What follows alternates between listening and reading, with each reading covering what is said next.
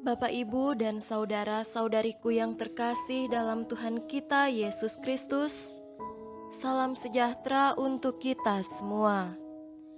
Berkat Allah yang Maha Kuasa senantiasa menyertai kita.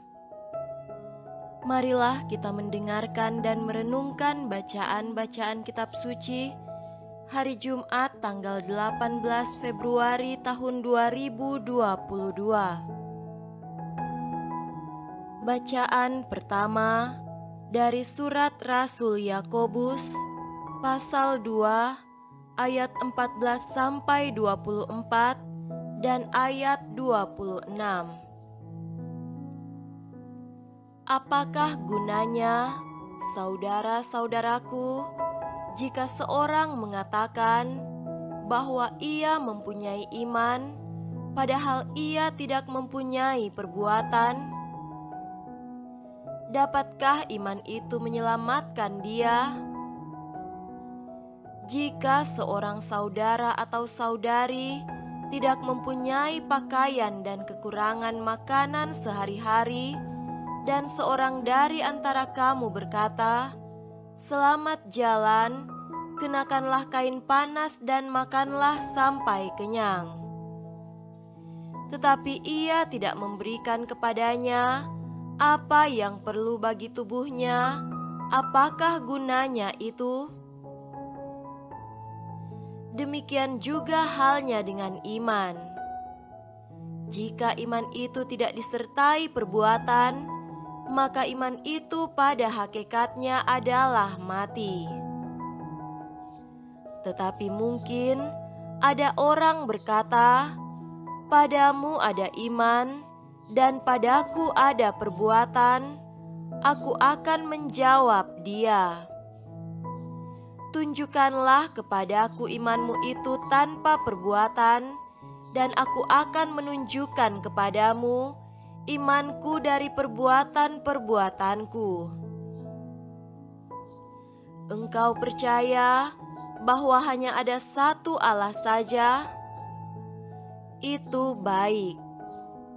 Tetapi setan-setan pun juga percaya akan hal itu dan mereka gemetar.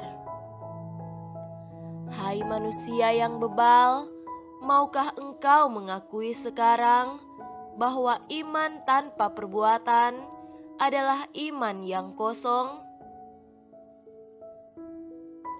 Bukankah Abraham bapa kita dibenarkan karena perbuatan-perbuatannya ketika ia mempersembahkan Ishak anaknya di atas mezbah? Kamu lihat bahwa iman bekerja sama dengan perbuatan-perbuatan, dan oleh perbuatan-perbuatan itu iman menjadi sempurna. Dengan jalan demikian genaplah nas yang mengatakan, "Lalu percayalah Abraham kepada Allah, maka Allah memperhitungkan hal itu kepadanya sebagai kebenaran." Karena itu, Abraham disebut sahabat Allah. Jadi kamu lihat bahwa manusia dibenarkan karena perbuatan-perbuatannya, dan bukan hanya karena iman. Sebab seperti tubuh tanpa roh adalah mati, demikian jugalah iman tanpa perbuatan-perbuatan adalah mati. Demikianlah sabda Tuhan. Syukur kepada Allah.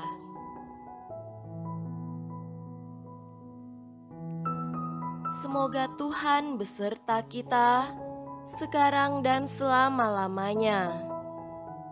Inilah Injil suci menurut Markus.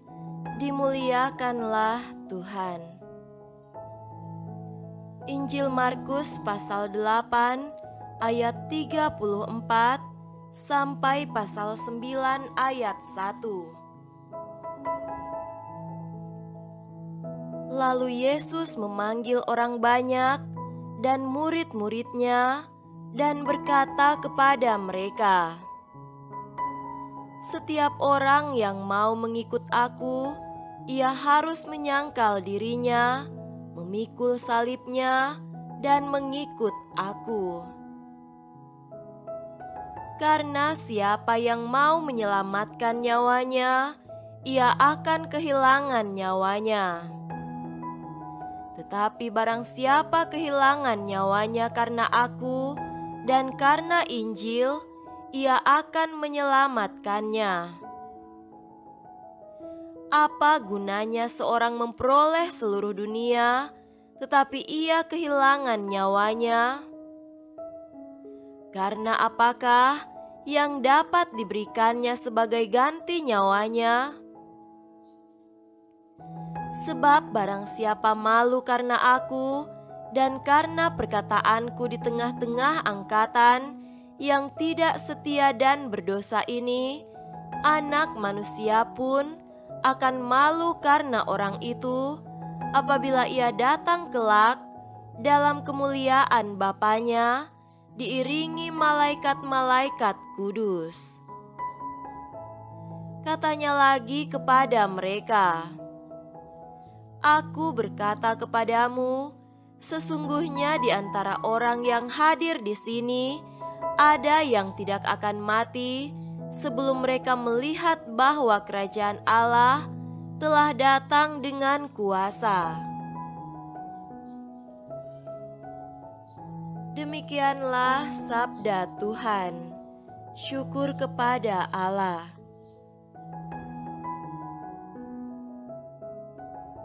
Saudara-saudariku yang terkasih dalam Tuhan kita Yesus Kristus, tema renungan kita pada hari ini adalah jangan egosentris, tapi kristosentris. Dalam percakapan antar orang muda, sering terdengar penilaian begini, "Oh, dia itu egonya tinggi."